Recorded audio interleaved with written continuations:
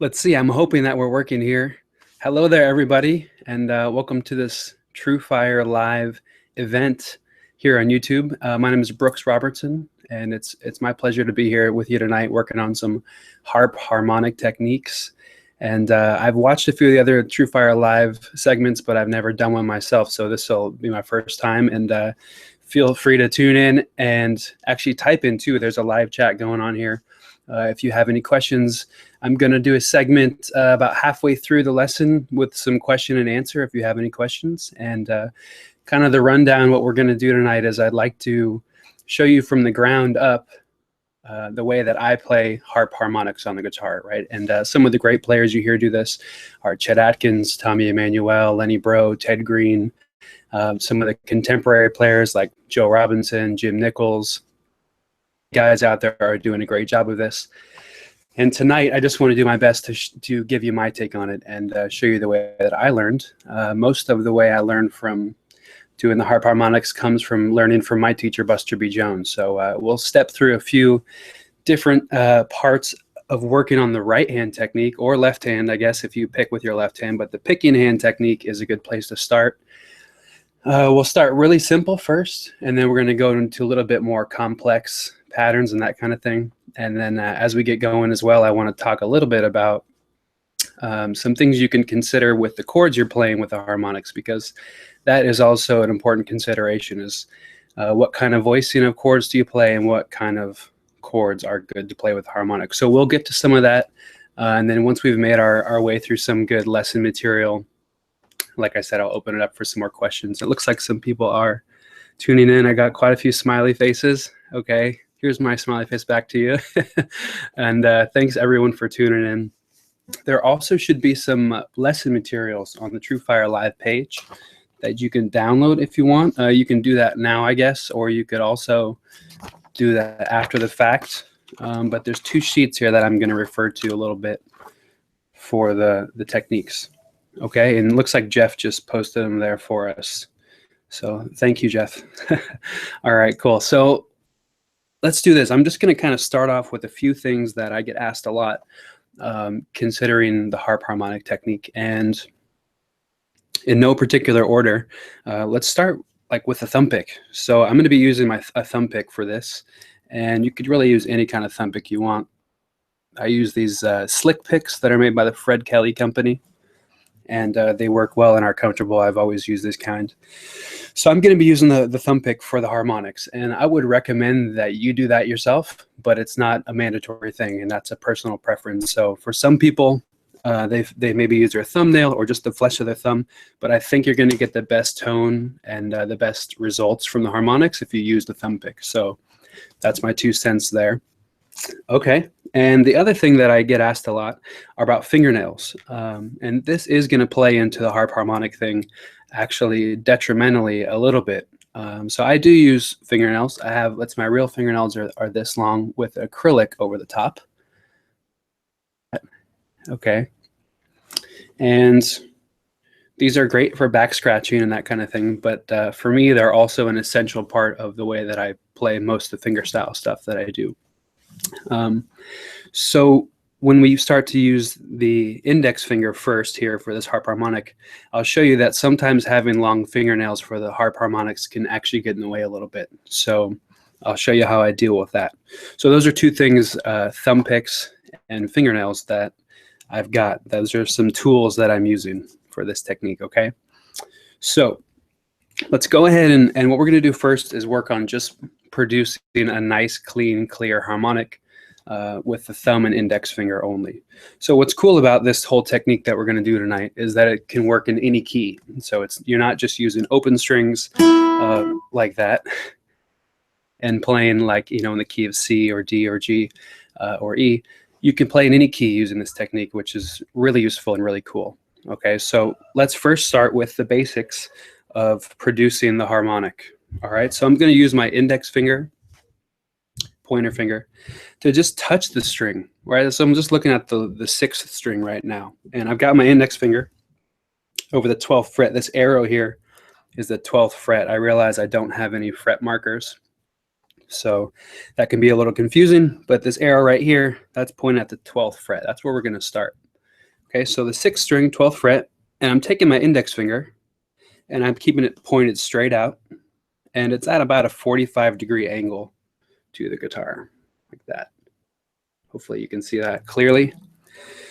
Okay, so what we're going to do is just touch the string. You don't want to push down with much pressure. You're just going to rest that finger on the string. Okay, so right away with my long fingernail here, I have to make sure that I'm not really touching that string. Right, so I have to get down at an angle that allows me to touch with just the fleshy tip part of the finger, okay? And actually doing it this way, like having it down a little more of an angle, gives you more surface area, which is a little more forgiving sometimes with getting these, versus if you were going to try to point straight on, you'd have to be super accurate with doing this. So actually giving yourself a little bit lower angle here as you look down with your finger gives you a little more forgiveness with these harp harmonics. Okay, looks like I'm saying hi back to the Hastings there in Kentucky. Thanks guys for tuning in. Okay, so 6th string, what I'm going to do is, again, touching with the index finger. Now the thumb is going to be tucked in the back of the fingers. So I'm trying to figure out a good way to represent this. Straight on, it looks like this. You can hardly even see the thumb. Okay, maybe we'll hold up the guitar this way. You can see I'm back there. I have like kind of a hitchhiker's thumb where I want it to have as much of a curve as possible, like this. I'll try to think of so many ways I can show you that. And what's going to happen with this thumb is I'm going to play the 6th string, a downstroke, and that's important. I'm always going to be using a downstroke with the thumb. Okay, so let's give that a try and see what that sounds. 6th fret over, excuse me, 6th string over the 12th fret. Okay, and I'm just going to barely touch it and downstroke with the thumb. Okay, I did it. That's a pretty nice, clear sound. Let's try that again. So that's what you're looking for, is a harmonic note. It kind of has a nice richness to it, kind of an ethereal sound with the harmonic there, and you want to let that sustain for as long as you can. So I'm not playing anything with the left hand right now, just open strings. Okay, so let's try this. I'm going to play the low 6th string again, the E string. Then I'm going to go ascending, just all on the 12th fret, up all the strings. So from the 6th string to the 1st string. So this is kind of the, if you haven't ever done this before, and I realize some of you probably have done some of this before. If you haven't, or you feel like your mechanics aren't good or you're not getting a clear sound, this is a good place to start. It's like super, super simple. So here we go. I'm just going to play one note per string.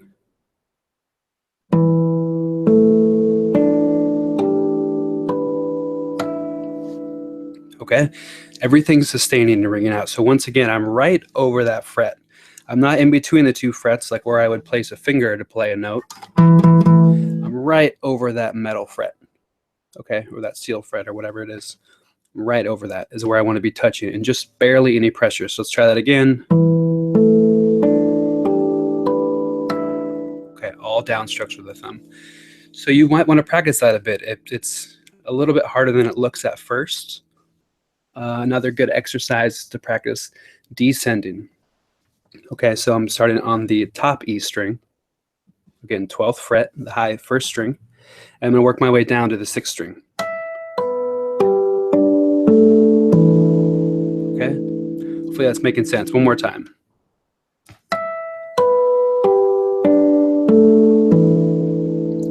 Okay, and I'm going to just do this for a second.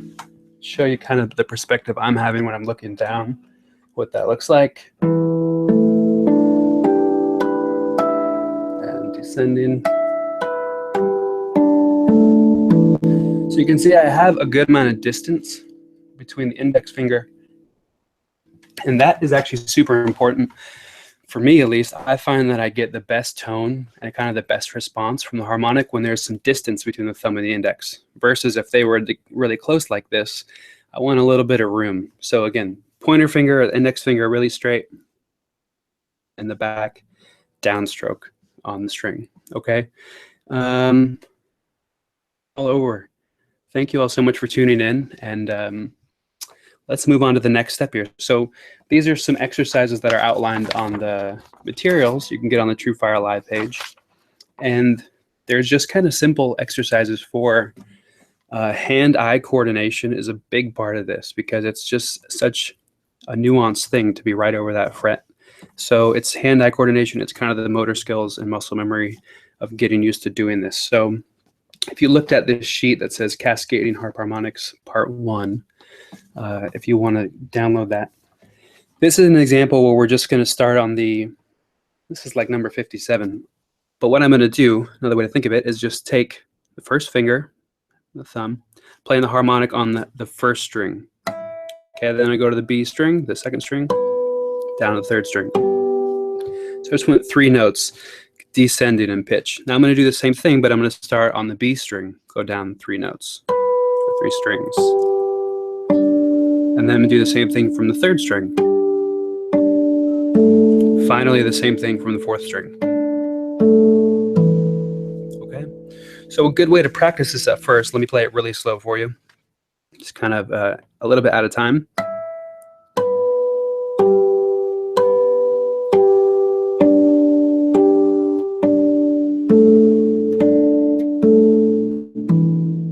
Okay, so a good thing to do to practice this would be, I've got my metronome here, or as our friend Richard Smith likes to say, the humilitron. And I'm going to put that on pretty slow. And you could just practice by doing 1 note per beat.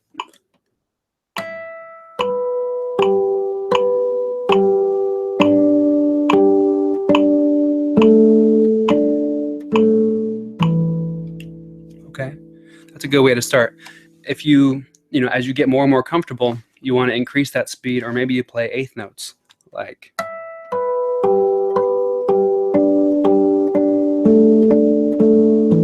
Okay, or as it's written on this sheet, it shows like 8th note triplets, which is pretty fast. But you don't have to worry too much about the specific time right now. All you're trying to do is get a clean, clear harmonic with this pointer finger, okay? So let's try another one here. This would be like number 58 on the sheet.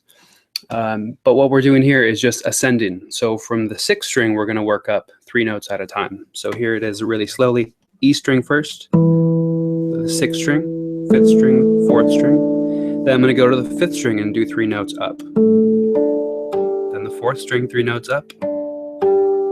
Finally start on the 3rd string, 3rd, 2nd, 1st string. Okay, once again, for some of you that are just tuning in, we're just going over the real foundation of getting a crisp, clear harmonic with the right hand or the picking hand. Okay, so nothing's being played with the left hand. We're over the 12th fret, and the reason we're over the 12th fret, as you'll see in a few minutes as we move on, with the left hand, whatever you're playing on the neck, you need to be mirroring that and kind of outlining that same shape 12 frets higher. So in this case, open strings, straight across, 12 frets higher puts us here at the 12th fret where this arrow is. Okay, so one more time, that last one I did a little bit faster.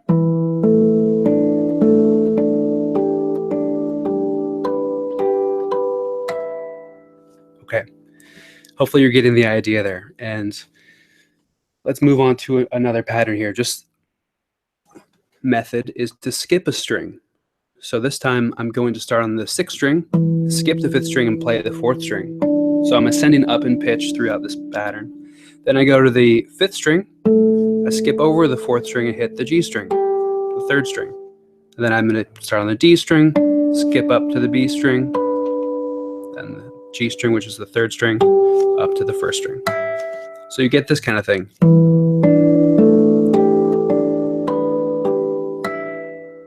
Okay, so I'm ascending up in pitch, and I'm skipping 1 string at a time.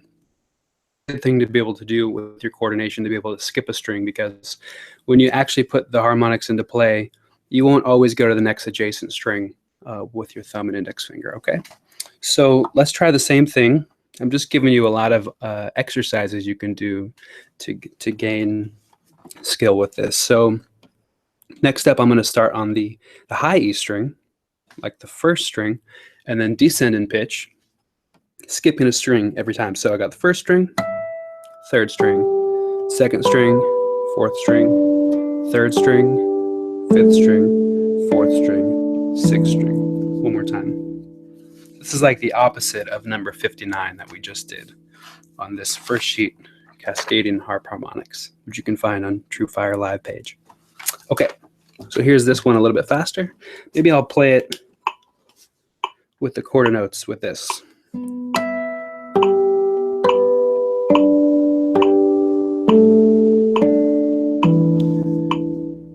Maybe I'll try eighth notes.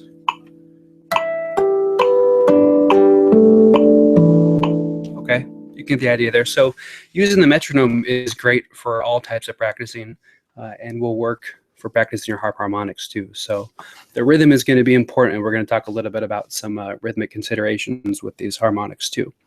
Okay, so once again, just developing that really good harmonic first, because if you're not getting a nice, clean, clear, sustaining harmonic, no matter how cool the chords you are doing or whatever else pattern you're doing, it's just not going to sound up to its full potential. So that's why we're spending a lot of time on this. Let's see here. Let's try number 60. Basically just ascending and then descending right in a row. Okay, so I'm starting on the 6th string, working my way up to the 1st string, and then back down.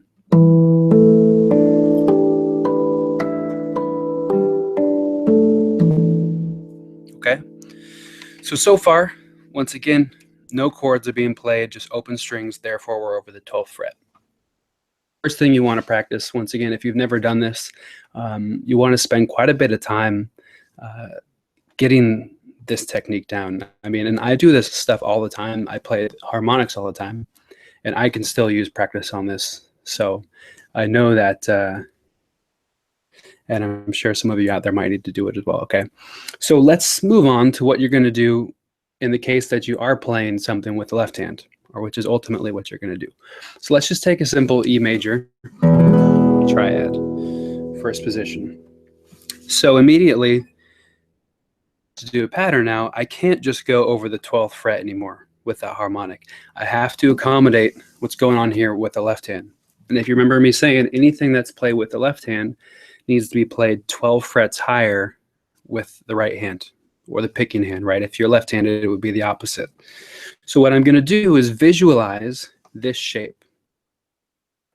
I'm going to have to visualize this up here. Like the 12th fret is like the nut. So whatever I see here, I'm imagining it up here. Okay, and that's actually what I'm going to outline or trace or mirror, or however you would like to explain that, this shape. Right? So my pointer finger is going to play first the 12th fret because I have open E string. And then when I go to the 5th string, I'm going to be on the 14th fret. And the reason being, I'm fretting the 2nd fret. I add 12 frets to that 14th fret. And I'm over, remember, right over the fret itself, the higher part of the fret to the right when you're looking down if you're right-handed. Okay? So there I can find that harmonic on the 14th fret, 5th string. Okay? And you can tell, like if I was off, there's awful by 1 fret. I'm not getting any tone, like it just sounds like a dead note. But you can really tell right away if you are hitting the right thing or not. Okay, and then I'm gonna go up to the 4th string, and I'll be again on the 14th fret because I'm on the 2nd fret here on the 4th string, okay? So there's, now when I go to the 3rd string, I'm on this G sharp note here, 1st fret, 3rd string. Therefore, I'm gonna be up here at the 13th fret. Okay, and when I'm doing this, I'm not really thinking 1st fret, add 12, this equals the 13th fret. I'm simply just imagining what I'm playing with my left hand up here.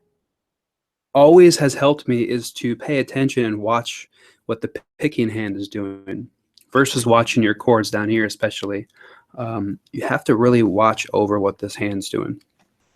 So we were there on the 3rd string, 1st fret. Now let's go to the 2nd string. It's going to be open because it's an open string. I'm going to be at the 12th fret. Open E string, the 1st string, 12th fret. Okay, so let's hear that together, ascending.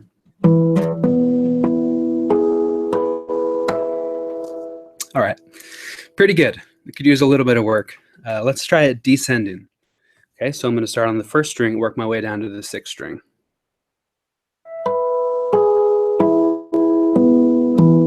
So you can hear everything sustaining. I'm not lifting up the pressure at all with the left hand either. So that's going to be important, as well as exhausting as we get going when we play some bar chords and any other kind of chord we play. You want to hold that pressure down the whole time with the left hand, the harmonic sustain.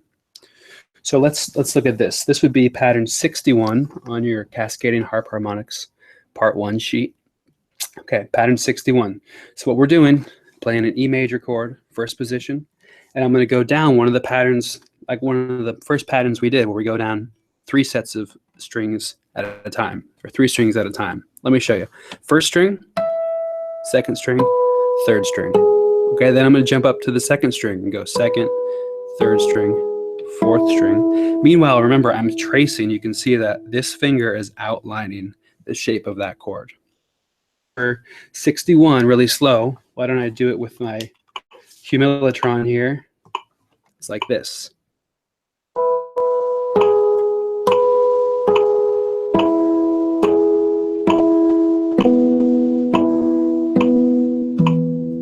Okay.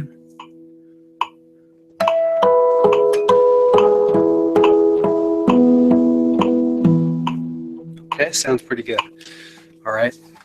It's not perfect though, that's for sure. I definitely will need decades more work on this stuff. But this is the next step. Okay, start mirroring or outlining chords. Let's choose another chord here. So if I jump up to number 64 on this example, is one you could start with. The idea really though is using any chord you want and trying to trace it within reason. If you start to play way up here and you have no frets to see where you are, it's going to be really difficult.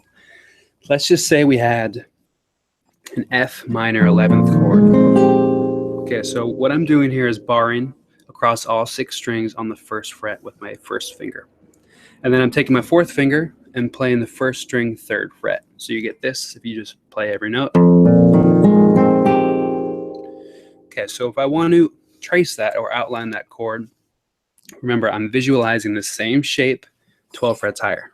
So this is what I'm after with this finger. Okay, let's try that out. Pattern 64 is this example. And I'm just going to go ascending 6th string of the first string, and then 1st string down to the 6th string. Okay, so let's try that out.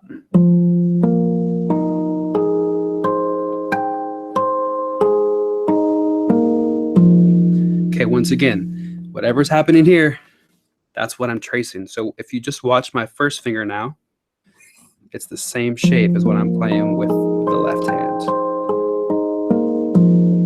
Okay, and I'm just giving you a few patterns to get started with. You could really make up your own patterns. You know, you could get really creative with ways to practice this. But this is the most fundamental part that's really important and sometimes overlooked, because we're going to get into some really cool sounding stuff here now. But without that first part of being able to get the clean harmonic, you know, it doesn't quite sound as good as it could. So spend your time, make sure you spend a lot of time getting those clean. The other thing is you could even practice single string lines or like a scale or something, which is another great way to use this technique. So for example, if I wanted to just play like 1 octave of the C major scale, I could actually just trace that up here. Like I'm on the 3rd fret, 5th string, so I have to be 12 frets higher. That puts me at the 15th fret here. So I could do that same thing.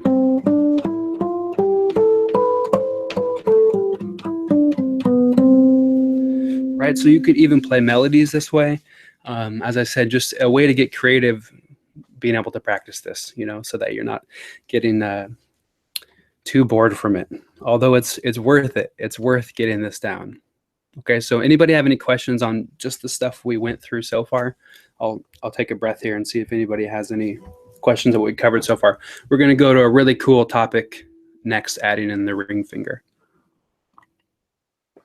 Okay, looks like there's no pressing questions, so we'll move on.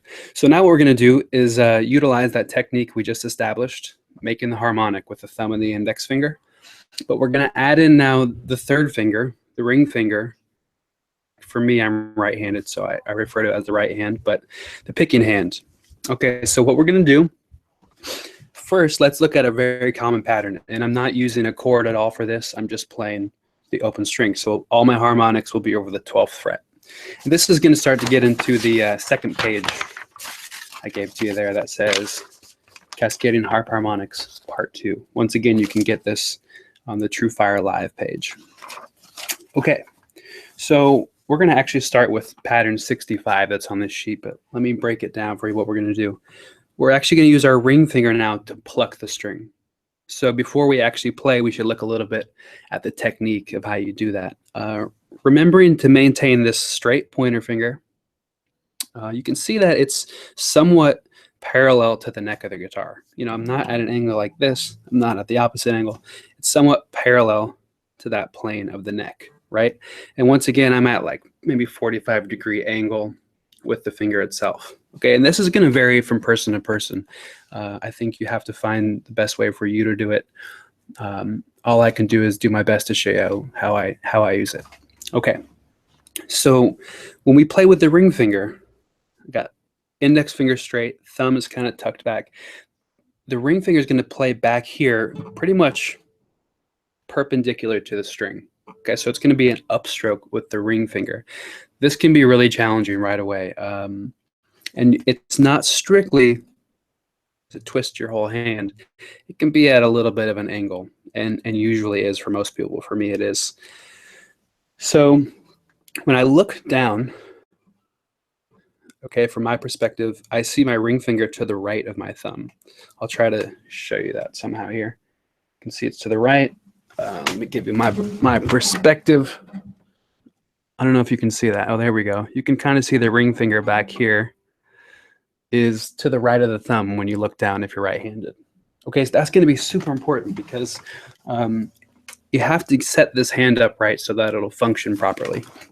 So let's try this now. I'm going to pluck the D string, the 4th string, open with my ring finger. Okay, so once again, I'm at a little bit of an angle here, the ring finger.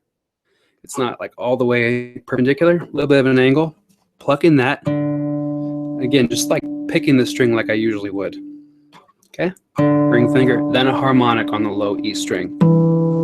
So we're going to alternate from open string to string played with a harmonic. Okay, so let's try this. This is pattern number 65. And for now, I'm always using my ring finger every time, my 3rd finger on the right hand when I pluck. So here we go. 4th string first, I'm going to pluck with the ring finger. Harmonic on the low E, the 6th. Then I'm going to pluck the 3rd string, open. Harmonic on the 5th string. Pluck the 2nd string, open. And then I'm going to play a harmonic on the 4th string. Then pluck the 1st string, open. Harmonic on the 3rd string. That's our complete pattern, okay? And that's a very nice pattern that one of the ways it's often used for me is like it's a nice 1 measure length pattern that I can use. So let's do that again. 4th string, open first. Harmonic. 3rd string, open. Harmonic on the 5th string. Keep moving up. So we're ascending in pitch, okay? It sounds a little bit like a scale. Okay, cool. This is so great. This is so cool, by the way. Thank you all for tuning in. I'm just, every once in a while, I catch and see where everybody's writing in from, and this is so cool. Okay, let's continue on. So let me just play the pattern for you slow. Maybe I'll use the metronome so you can hear. I'll play 1 note per beat here, if I can.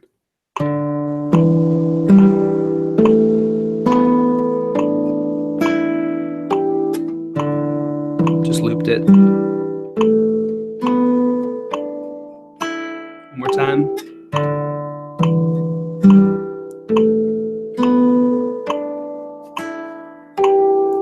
Okay. So I realize I want to mention one other thing. And this just came up from doing this, and a question that's been asked a lot of times to me.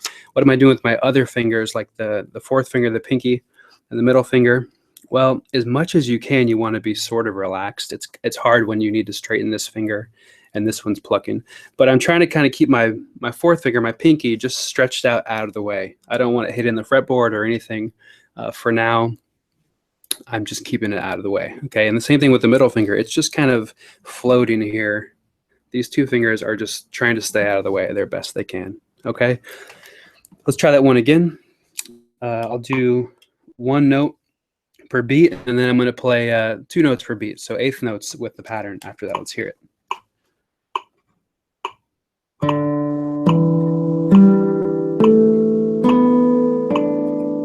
Here we go, 1/8 notes.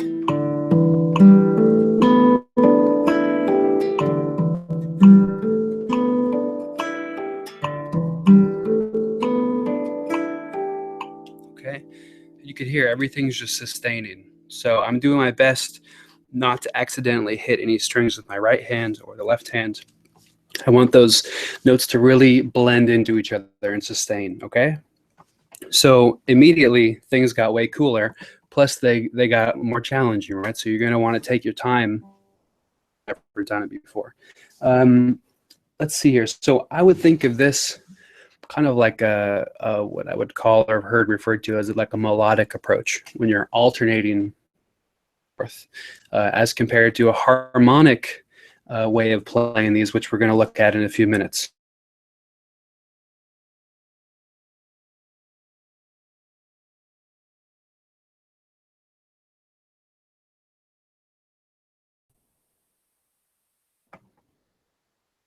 Okay, I don't think so. So far, show. Do this. Why don't we try that same pattern chord? Okay, let's just take the E chord we had. How about that? The E major chord, first position. So we do the same pattern, right? I'm going one more time for you to see it. 4th string plucked with the ring finger. Now I'm going to play a harmonic on the 6th string. Okay, then I'm going to play the 3rd string plucked and then a harmonic on the 5th string. Now you can see I jumped up here, remember, from my harmonic to the 14th fret, because I still have to abide by that same rule of whatever's happening here, the harmonic has to follow that. What you do with your ring finger doesn't matter, you're just plucking the string, right? But the harmonic you're doing with the index and thumb, that's got to outline the chord no matter what. So let's try that same pattern. So I'll just do it really slow for you.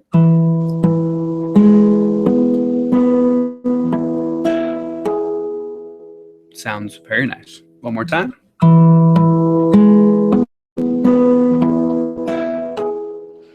Okay, pretty cool. So I'm not going to get too deep into this because I don't know the perfect scientific definition of this. But when we're playing the harmonic, I maybe should have mentioned this earlier, an octave higher than where we usually hear it. So for example, like when I play the low E string, when we do the harmonic on the 12th fret, we're actually hearing that note an octave higher. We're hearing it up here, you know, or we're here, not all the way down here. Okay, so that's going to happen on every one of the notes you play the harmonic on. You're going to hear it an octave higher. Okay, that's where it's going to be sounded. That starts to present some kind of tricky things for us and also some really cool opportunities for us. Okay, so let's look a little bit more into that because things can start to get really cool now. E major chord, and that first note that I hit, you know, is E on the 4th string. As soon as I hit this harmonic, it's the same pitch. So it's really like I just went like this. Just hit that E twice. Okay, let's move up again. So then I play a G sharp on the G string, the 3rd string. And then I played a B note here. Those sound great. I'm not doubling anything. And then I go up to the 2nd string, open. Then I'm going to play, which is B, that B note. Then I'm going to play the 4th string, a harmonic on the 14th fret. That's E. Those aren't doubled. That sounds pretty good. Okay, and then I'm going to go up to the string, play it open, and then play the G sharp with the harmonic. Okay, so one more time. So sometimes what'll even happen is I'll play like the harmonic here with this E, 4th string, 14th fret, and then immediately I'm going to play the open E string. So there is the same note again because I'm playing this note with a harmonic, so it's up an octave. So as you can hear, I'll play this pattern a little bit faster. Maybe I'll go forward and backwards.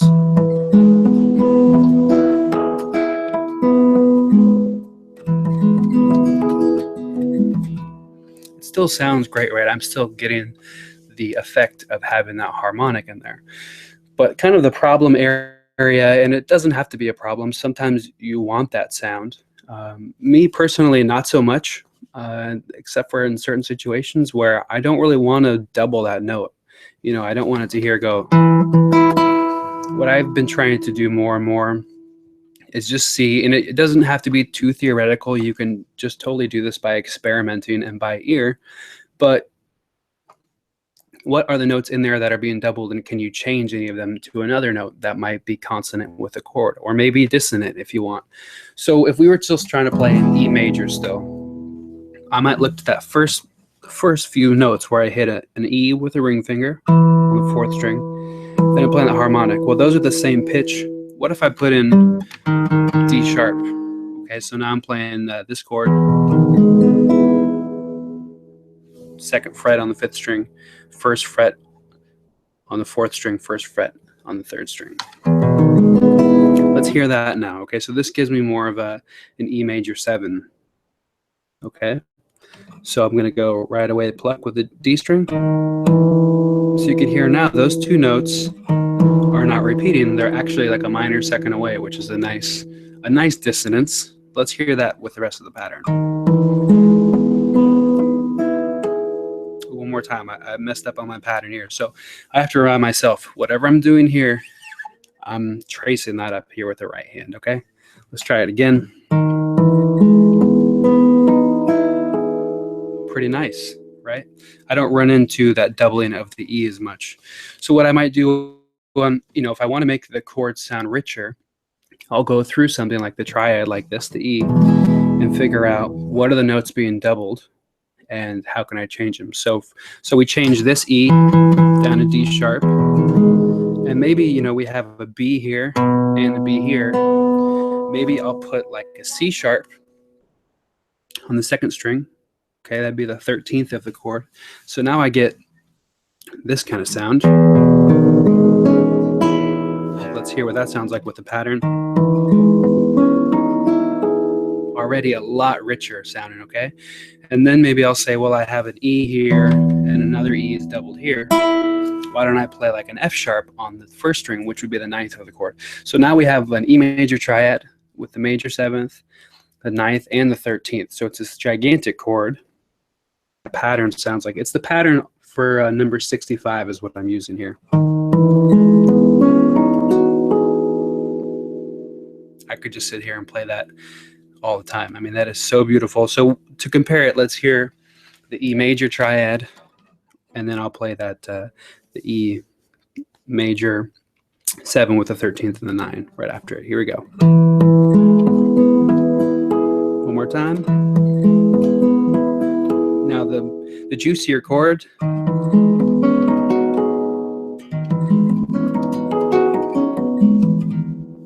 As you can hear, it's this beautiful sound, okay?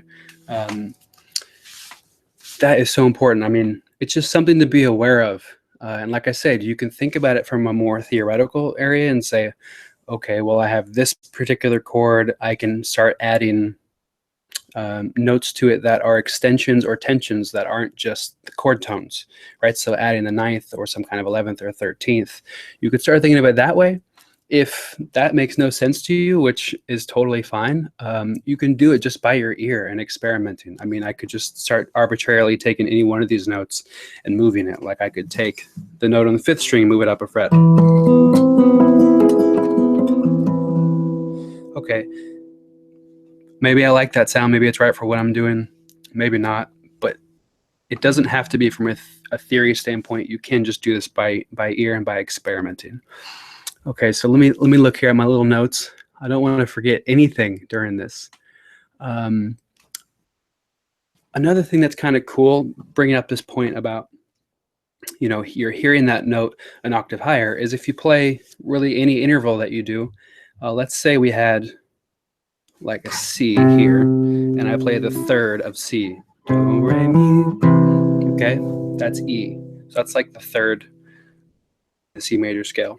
if I play the harmonic here, like the C note with a harmonic, right? So 12 frets higher, along with the E, like at the same time, I get this sound, but it's not the same as this major third as what I had before. It's inverted, okay? So it turns into a sixth instead of a third. So you actually hear this, even though you're playing this with your left hand. So another example, maybe I move them up to scale a little bit. So again, I'm playing this, but you're hearing, because that note's getting jumped up an octave. Okay, so this is good to practice, kind of noticing what's going on within the chord when that note jumps up an octave. We see here. Let me do a short example for you really quick. Questions coming in, which is great because I know I'm blabbering on and I can't stop. And so I should start addressing some of these questions, which we'll do here in a minute. Can you play a song using these for us? What are some good songs to learn? We're going to talk about some songs here in 1 second.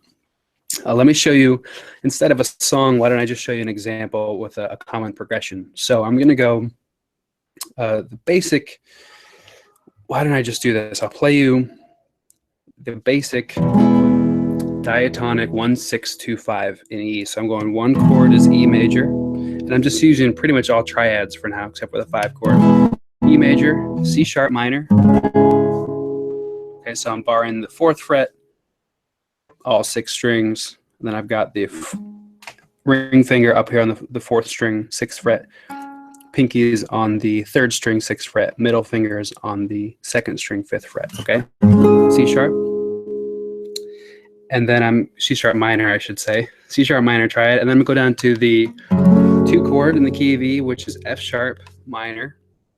Okay, and then we'll add a little bit of color in there and play a B7th. Okay, so again, this is a very common progression. 1 is the 1 chord of the key, the 6th chord, 2 chord, and the 5 chord. And this one's the dominant 7th, B dominant 7 back to 1. Okay, so if I just played that first pattern we did, go to the next pattern, number 66, where we're going to go ascending and descending within one pattern. Okay, I'll play that over those chords. Let's just hear what that sounds like. Okay, that's good on the first one. Let's go to here. I don't know if you can hear, there's a lot of doubling going on already.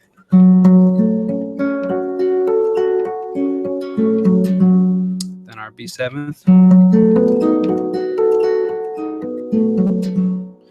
Okay, not bad. Now what I'm going to do is play the same progression. It's the same roots. So I'm still going E, C sharp for the root of the chord, F sharp, B. Okay, so the root motion is still going 1, 6, 2, 5. But now I'm going to change the quality of a few of these. So again, all I'm really doing is making them a little bit richer. Sound of like an E major 7 with the 13 and the 9 in there. Okay.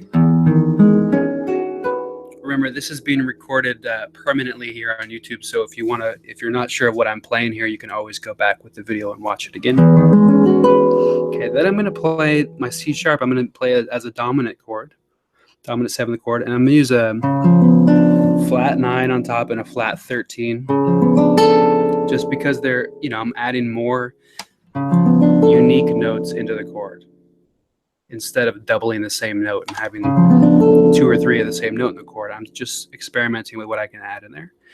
Then I'm going to play an F sharp minor 11. Okay, then down to a B7 where I'm also using the flat 9 and the flat 13. Okay, and then I'm going to end on that nice E major 7 we did a few minutes ago with the 9, 13. So again, the same pattern, just with these kind of richer, more embellished chords. Let's hear what that sounds like. Again, the whole point here is just to experiment with what it sounds like when you're not doubling the same note all the time. Okay, I like that.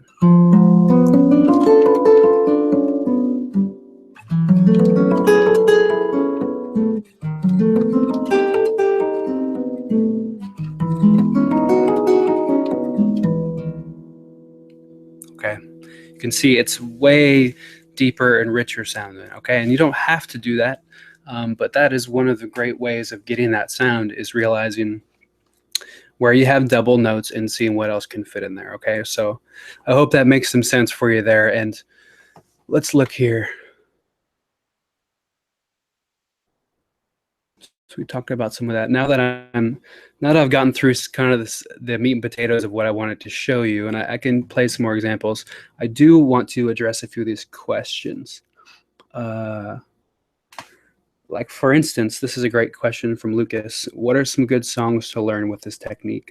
Bells of St. Mary's comes to mind. Yeah, Bells of St. Mary's. So as I mentioned in the beginning, some of the great guitar players, fingerstyle players in particular, who use this or have used this before are Chet Atkins, Lenny Breau, Tommy Emmanuel, of course, Ted Green, Jim Nichols, John Knowles, especially. John Knowles is an absolute master at this style, and John's published a few books Lenny Breau called Fingerstyle Jazz, and it's an incredible book, and they have a whole section on doing these harmonics, very well notated and very clear. So that's a really good resources at looking at some of John Knowles' material and transcriptions. Breau is an incredible player. He does some great stuff with the harmonics. I mentioned Joe Robinson earlier too. So there are a list of so many more great players who do this. But I would say, as a recommendation, go back and listen to Chet Atkins. One of my favorite tunes that he uses this technique in is called "When You Wish Upon a Star," which I can play you just kind of the intro of. I'll just won't do too much.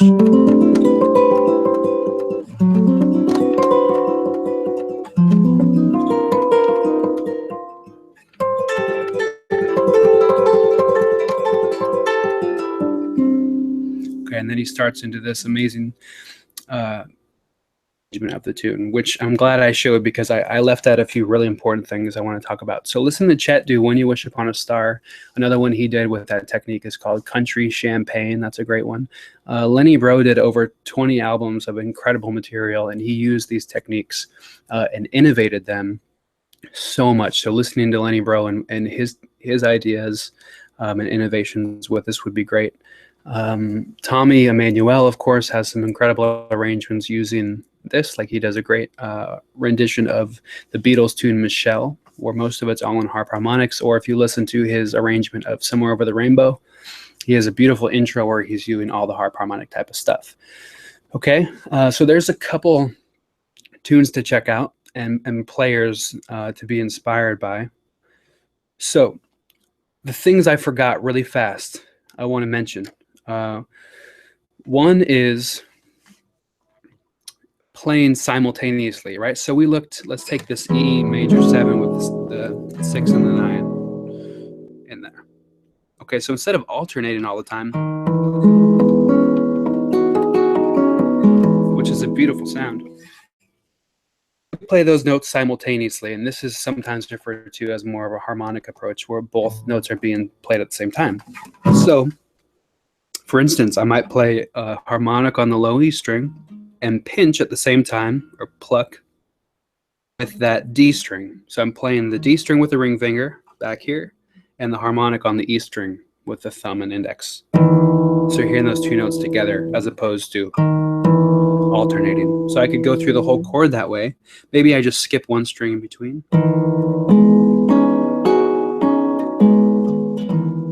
Okay. You know, if I did my progression I did a minute ago. Sorry, I had a tune here. I hate to do this for you, to tune in front of you. Maybe I'll do this for a second.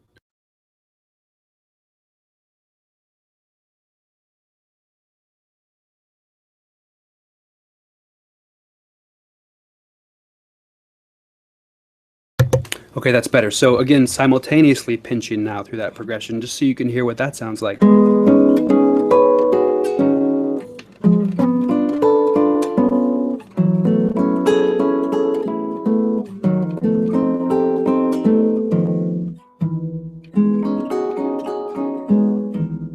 So I'm using the thumb and index to get the harmonic, and the ring finger I'm plucking at the same time with that, okay? You could also start using your middle finger in there too, and I should have mentioned this before. I'm kind of retroactively doing this. I like to use the ring finger most of the time for all the alternating and some of the pinching like that I just did. For some people, it works better to use the middle finger. So I should say if that works, if that's something that works good for you and you can get a good clean tone and accurate, that would be a great thing to do. Use your middle finger. However, I prefer the ring finger. So that's my preference. And what I like to do, there goes my 12th fret. What I like to do as well is add in other fingers. Like, so I might play the middle finger and the ring finger together, both plucking strings while I have the harmonic on the bottom. Okay, so here's like my nice E major fat chord there. So I might play like the harmonic on the 6th string and pluck, excuse me, the 4th string with the middle finger and the 3rd string with the ring finger. So I'm playing 3 notes. One of them's a harmonic, the other 2 are just regular plucked notes. Nice sound there.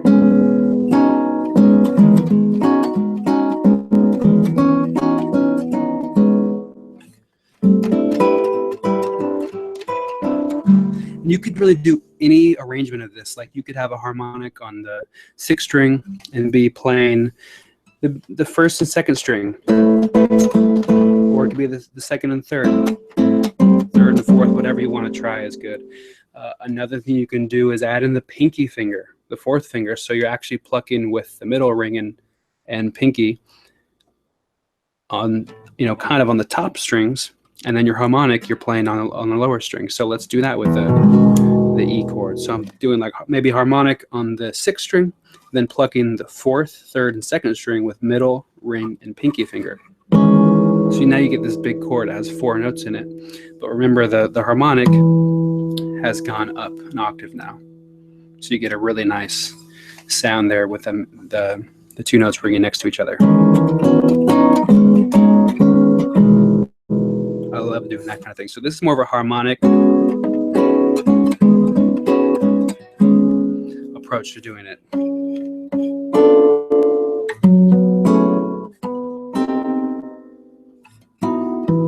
Okay, so I had forgot to mention that. Another thing you can do is, you know, it's kind of endless menu here, which is thankfully why I do have a TrueFire course that covers some of the harp harmonics called the Fingerstyle Survival Guide.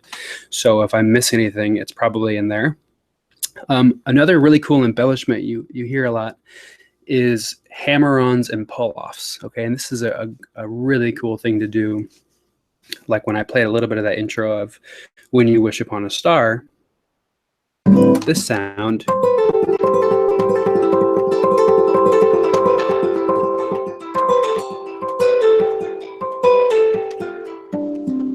let's look at what I'm doing there. For this particular example, it's like an A minor 7th, or it could be a C major of some sort.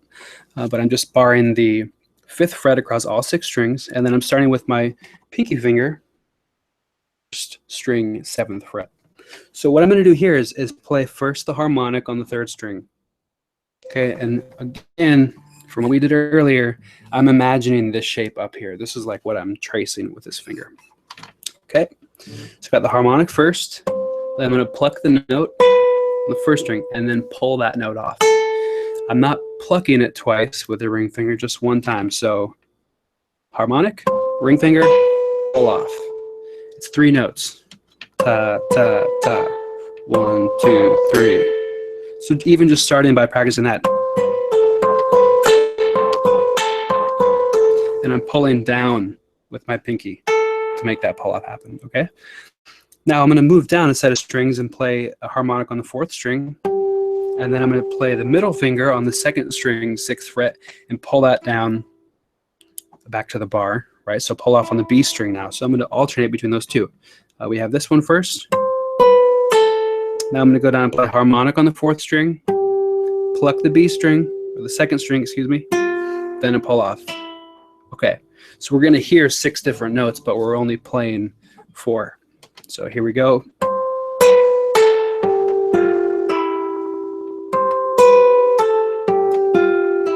One more time.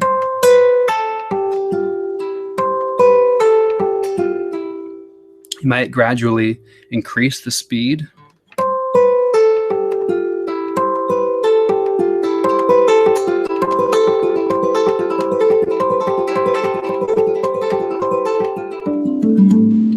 Okay, that's a common thing you hear Tommy Emmanuel do and hear Chet do, is they'll use hammer-ons and pull-offs. So we didn't talk about hammer-ons yet, but pull-offs. And they'll also really play with the speed. And that is, I think, something worth mentioning that I'm glad I remembered. If every single pattern you did was the same speed, it might get a little bit boring. And of course, you know, this might only work in certain situations where you can play a little bit more at a time and more rubato is when you can kind of do this sort of thing. But you could either think in terms of slow to fast for the speed. So like let's take let's just take this pattern I did earlier, which is like pattern 66 on page 2, part 2, Cascading Harp Harmonics. That's on the TrueFire Live site.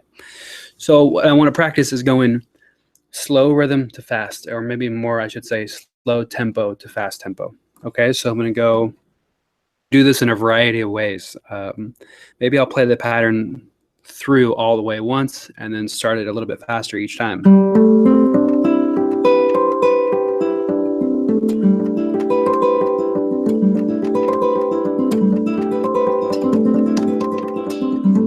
Here I'm gradually speeding up, so that would be more slow to fast. You could also do the opposite, fast to slow. So sometimes you'll hear, like I did with the pull-off, maybe you'll be going really fast, and then you want to slow it down. Again.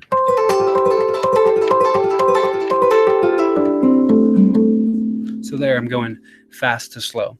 And when you listen to Chet do this, like on When You Wish Upon a Star, it's incredible how he floats back and forth between going really quickly with the harmonics and the pace and the tempo to really slowing down. Okay, so that's something else to practice. Just like we did with the pull-off too,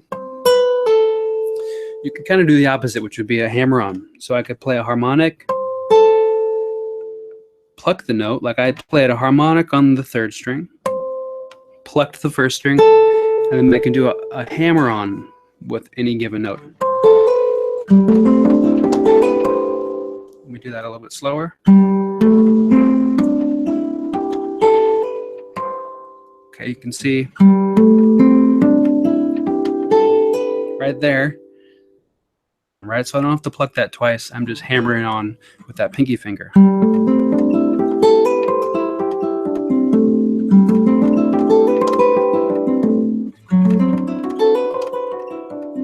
Right?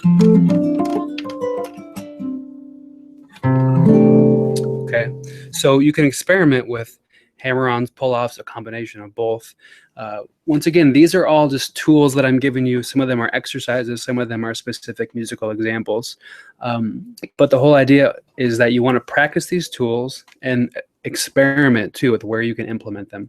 Like whether it's in a tune you do, or maybe it's an introduction to a tune, or maybe you're playing a single string solo using this technique. There's a lot of ways you could use it, and there's probably many ways you could innovate this too. You know, I'm sure every single possible way of doing it hasn't quite been exhausted. So maybe you'll come up with some cool new ways of using that as well. Okay, I want to look through here, see if I missed any questions. Here we go. How do you, this is from Andres, how do you pick the finger in that position without getting the scratchy sound from the nail on the wound strings? Okay, that's a really good question. You probably hear the scratchy sound coming, especially from the wound strings.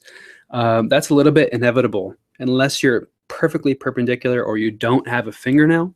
Like when you watch Tommy Emmanuel do this technique, he doesn't have fingernails on the right hand, so he doesn't really get as scratchy of a sound as I'm getting on the lower strings. that's just kind of an occupational hazard that's going to happen if you have the fingernails like this and you're playing at a bit of an angle on the string. You're going to get some of that. Although some of that is, to some listeners, really nice and a nice organic sound. I don't seem to mind it too much. A lot of times my ring fingernail or whatever fingernail I'm picking with will hit the neck of the guitar, produce some unwanted noise, but sometimes it's just unavoidable. I try to make sure that if I'm getting a little bit of extra noise, you know, from the thumb pick hitting, sometimes it hits here, or the fingernails, as long as I'm nailing those harmonics, I can live with the extra noise. So that's kind of where it's coming from. So that's just probably going to happen with the fingernail, unless you're really perpendicular to the string. But even then, I still hear it. So it may be something that would be avoidable with no fingernails. I hope that kind of answers your question. Okay, let's see here. Let's look at some other ones.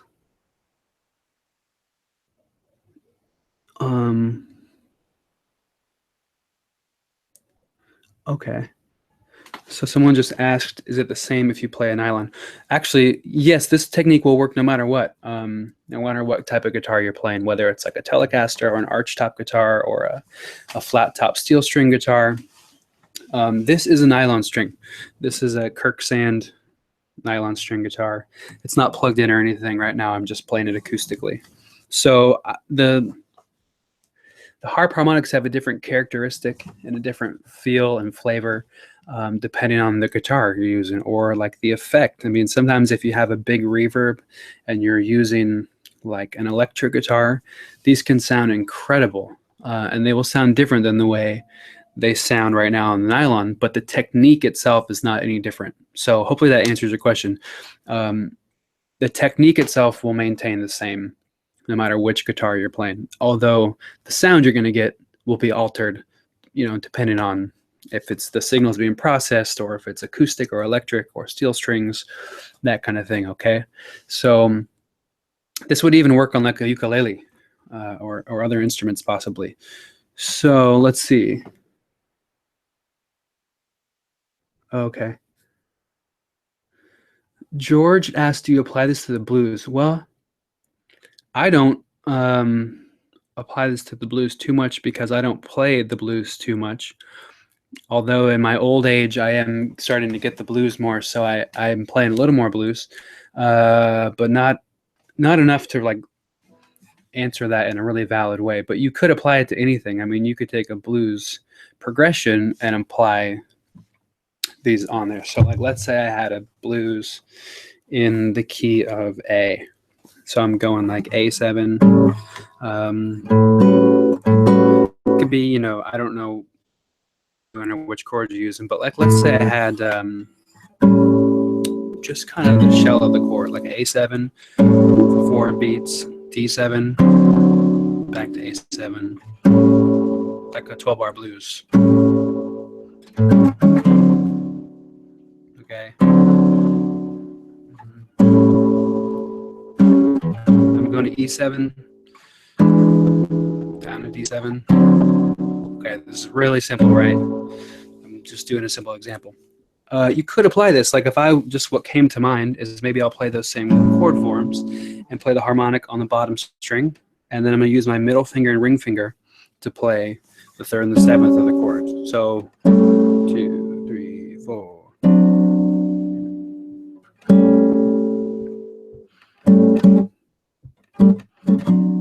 Okay.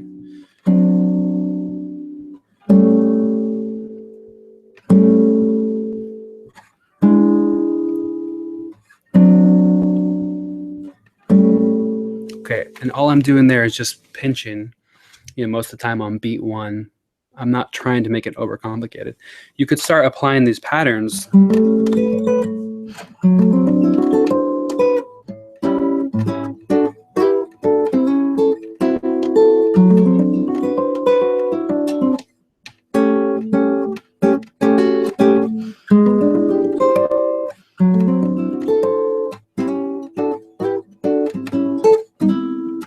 You know, you could keep going on. I'm just flying by the seat of my pants there. But yes, to hopefully answer your question, you could apply this to blues. All you got to do is dig in there, get the techniques down, you know, and then you can apply it to anything you're already doing, I think. So that might not have been the best representation of doing it in the blues, but there's endless possibilities of the ways you could use that in the blues. So sure, for George, I think you could apply this to the blues, yes.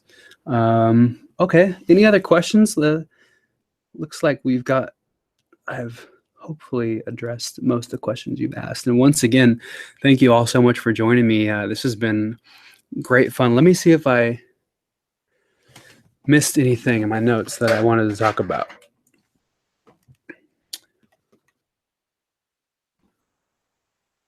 I don't know what I did. Okay, let's see.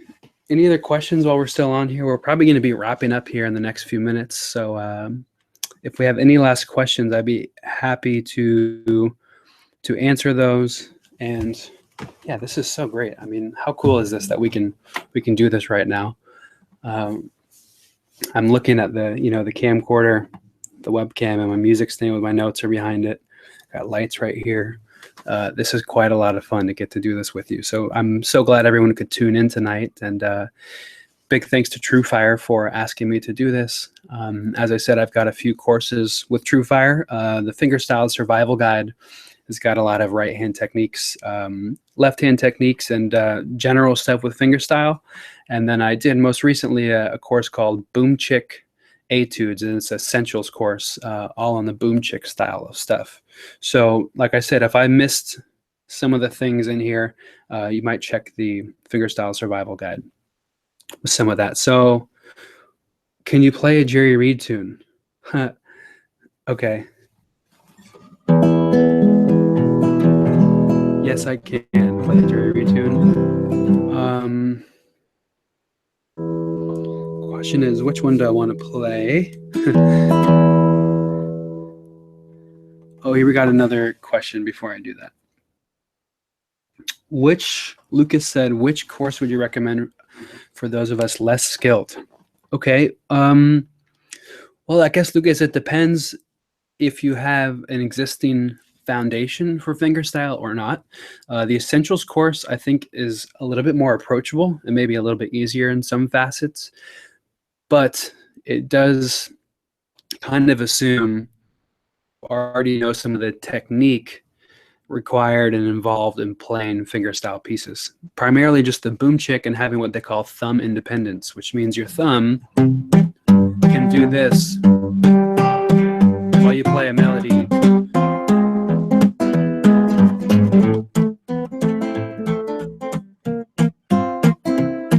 Etc. Right? So being able to just keep a steady thumb going, like independently, would be something good to have for the essentials course, because it's really just me teaching you 10 tunes. The other course, the Fingerstyle Survival Guide, is more of the techniques, like we did tonight, where I'm kind of from the ground up saying, okay, here's how you play an alternating bass pattern. It's 6, 4, 5, 4. So the Survival Guide is more of the techniques, although there are a few tunes in there as well. Okay, so we got another question here about my fingernails, which is great.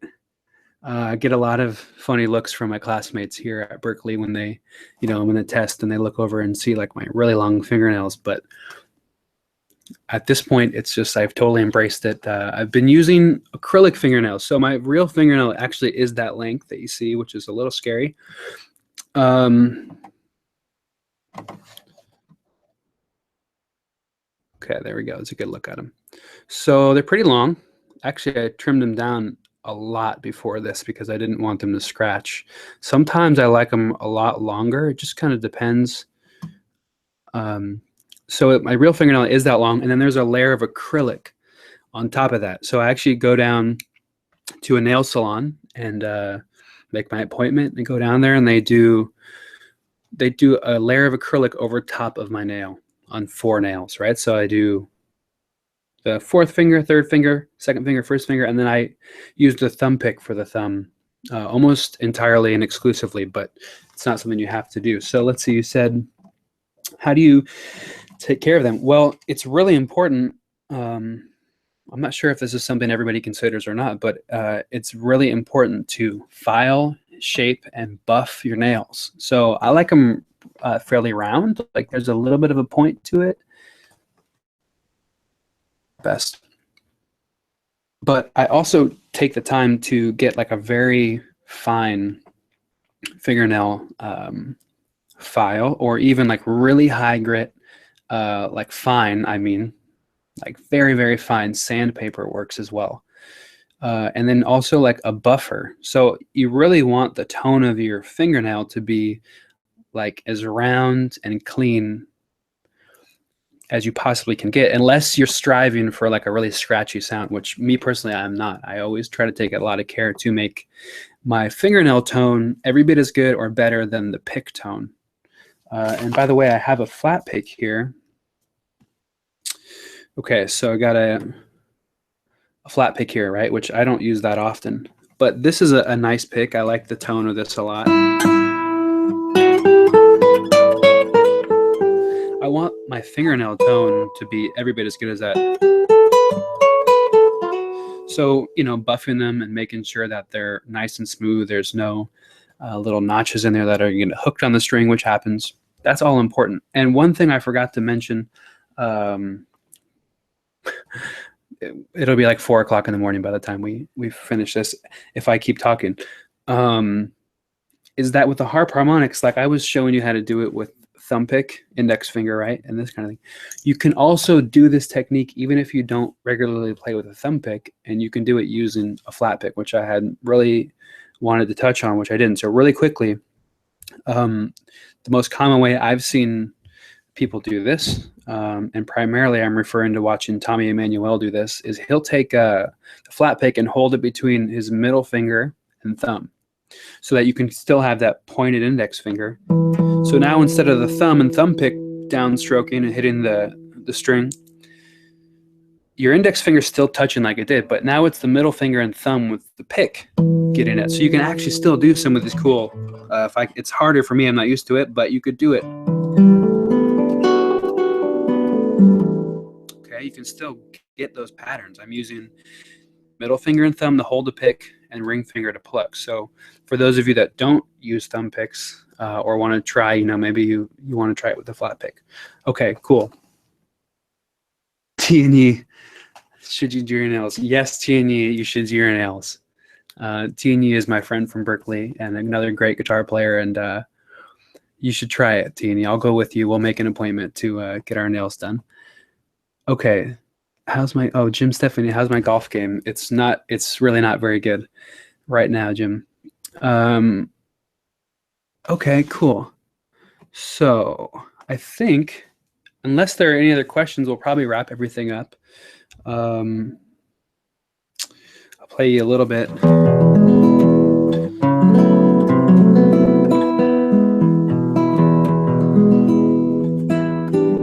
Play a little bit of some Jerry Reed. Okay, I'll play a little bit of The Claw, which is one of the great Jerry Reed tunes. I did this because someone asked me to play a Reed tune, so I want to do that. I got a couple more other questions here. Brooks, let's see. Caesar says, Brooks, in which platform can we find your music? Well, I have a website, brooksrobertson.com. You can find my music there, or on iTunes, or Spotify or Pandora. It's on there, although I desperately need to release some new music. So I've been working on some new tunes, but I just haven't put anything else out. And George is asking, have you had a nail pop off during a concert? Yes, I've had that kind of thing happen. A lot of times I've broken my fingernail. I know that sounds however it sounds. Broken my fingernail, and it was a huge emergency because I was getting ready to go on stage, or I had a concert later that day. And for me, I'm so reliant on it that I either had to immediately go get it fixed or temporarily glue one on. That stuff happens. One thing Buster B. Jones used to have me do was possible when I was practicing certain techniques, like do a lot of banjo rolls, which are these kind of sounds. Maybe we'll use our nice chord. Instead of always using the same 3 fingers, he would have me use like thumb, middle, and ring finger instead of thumb, index, middle. So before I was going thumb, index, middle, thumb, index, middle. We have me use different combinations, maybe thumb, index, ring finger, to help develop the independence of each finger, which is so important. Also, in the event that you break off your fingernail, your other fingers can jump right in there and be capable of playing as well. So I hope that answers that. Okay, so let me play a little bit of the claw. And if you have any last-minute questions, write them in, and then we'll be wrapping up here soon. So here's the Claw by Jerry Reed. I'll do my best here on it.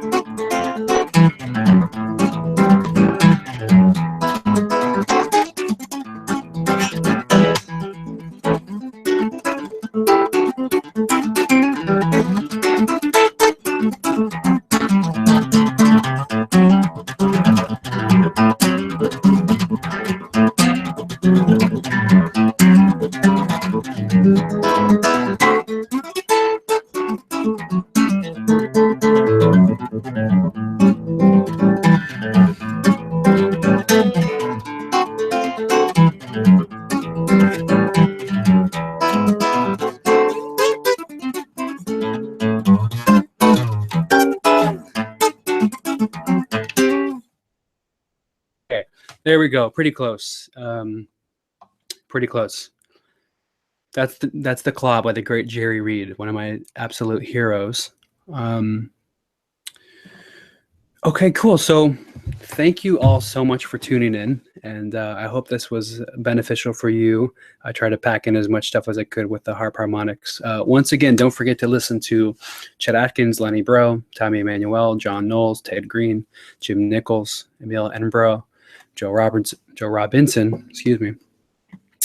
All these great players who are doing so many incredible things with this harp harmonic style. You can get inspiration and ideas from them. And yeah, I hope you get to learn it and enjoy it, because it's a beautiful way of playing the guitar. So I guess this is where I sign off, and wish everyone a great weekend. And yeah, look at TrueFire for so many great guitar courses. I've got a few on there, and I'm sure in the future we'll be coming out with more. If you have ideas for a course you'd like to see, go ahead and get a hold of TrueFire, or get a hold of me. If there's, feel free to email me through my website. If there's some material you'd like to see TrueFire course done on in relationship to fingerstyle guitar, it might give me some good ideas for an upcoming course. Okay, so thank you all so much for being here, and I'm going to go ahead and sign off now. So have a wonderful weekend, and look forward to next time we can get a chance to do this together. Cheers.